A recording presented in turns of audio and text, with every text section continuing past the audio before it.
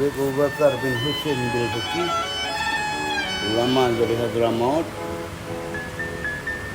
Sebelum beliau singgah ke Aceh atau datang ke Aceh, beliau dengan dua lagi sahabat beliau, salah satunya Habib Mustafa Al-Idrus dan Habib Abdul Rahman Al-Jubli. Jadi tiga sahabat ini yang mengamalkan satu kitab, Hidayatul Hidayah, karangan Imam Ghazali. Pada saat itu di makam Rasulullah. Jadi beliau mengamalkan kitab tersebut secara istiqamah. Ketiga, Habib Abu Bakar bin Husain bin Baki, Habib Abdul Rahman Al-Jubli, Habib Mustafa Al-Idrus mengamalkan satu kitab Hidayatul Hidayah karangan Imam Ghazali di makam Rasulullah secara istiqamah, dan sampai beliau berjumpa dengan Rasulullah seraya qadha. Seraya qadha ini sudah terjaga. Jadi apabila kita bermimpi Rasulullah, berarti kita itu terjaga. Dan karena Rasulullah tidak bisa diserupai oleh siapapun, iblis tidak bisa menyerupai beliau.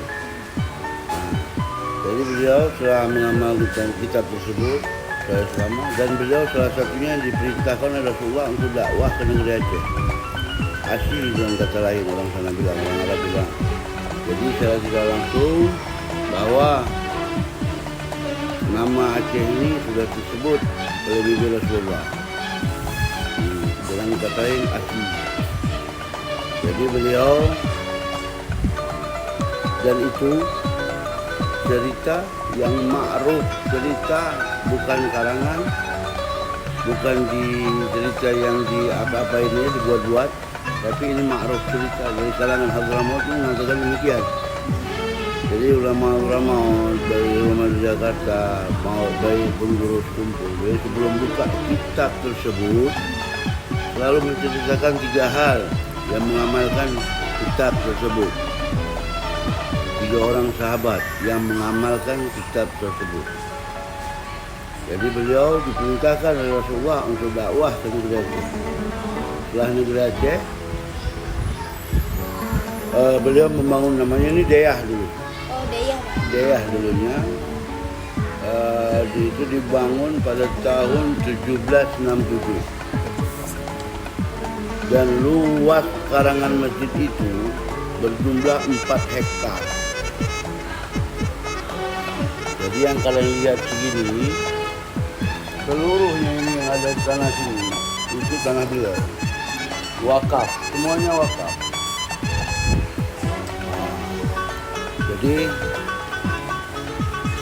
saya sudah menceritakan siapa beliau dan siapa yang membangun masjid ini, dan demikian. Dan di sini salah satu tempat untuk menampung jamaah haji. Jadi yang memberikan tanah ini ke beliau itu Habib Muhammad Jamalulail. Habib Muhammad Jamalulail ini seorang raja dulu. Kalau makamnya kalian tahu Bapak Suhenda Henry. Iya, tahu Pak. Nah, itu Habib Abu Bakar Jamalulail. Jadi beliaulah yang mewafatkan hal tersebut, tanah ini. Luas tanah ini. Itu mungkin bisa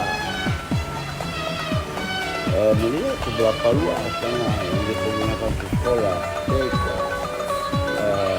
makam, makam kuburan, habis itu rumah-rumah masyarakat. Ini tanah bukan di sini aja. Salah satunya lagi di Kemire yang penerus. Kemire itu makanya banyak berziarah yang datang dari sini, dari Kemire kemarin. Nah, jadi tahun 1982 baru digunakan sebagai masjid salat Jumat. Jadi dulunya kan masjidnya kayu. Jadi kalau kalian masuk ke masjid dari samping sini, itu pintu pertama yang kalian jumpain. Dari pintu ini ke belakang sana itu masjid pertama. Dan ini sebelah sini penambahan. Karena masjidnya kan hancur waktu tsunami, yang tinggal cuma 5 makam. Jadi itu deh, ada yang lain. Oh, berarti Pak arsitekturnya ini udah diubah Pak ya? Enggak sama. Tidak. Yang diubah dari posisi kayu jadi beton.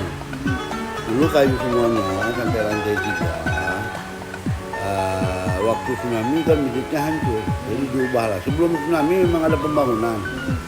Itu perlebaran samping kiri dan samping kanan masjid. Jadi yang di depannya ini karena menampung jamaahnya banyak, jadi terpaksa dilebarkan ke depan.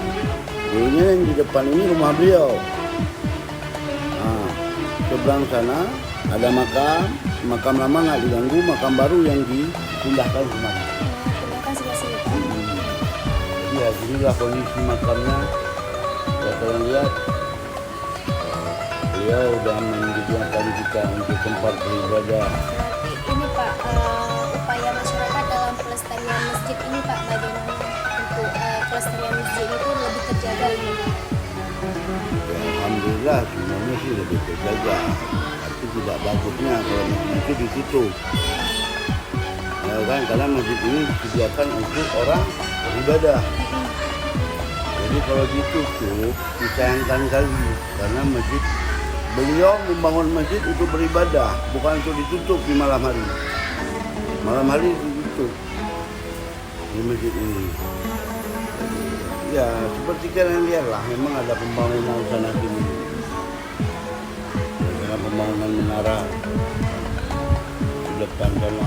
Saya rasa ada sih komitmen masyarakat, cuman ya Gotong royong gitu Pak, yang sehat. tidak dilakukan itu sama masyarakat.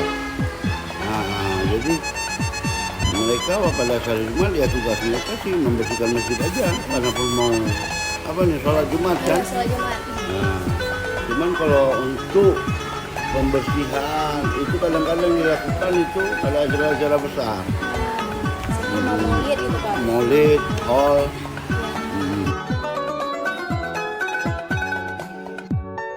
Ini Pak, peran Masjid Teku Dianjung ini untuk masyarakat Aceh sekarang Pak, bagaimana?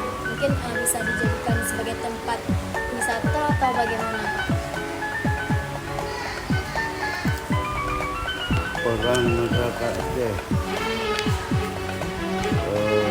Sebenarnya kemudian masyarakat Aceh ini sudah berkurang untuk Berziarah gitu Pak? berziarah.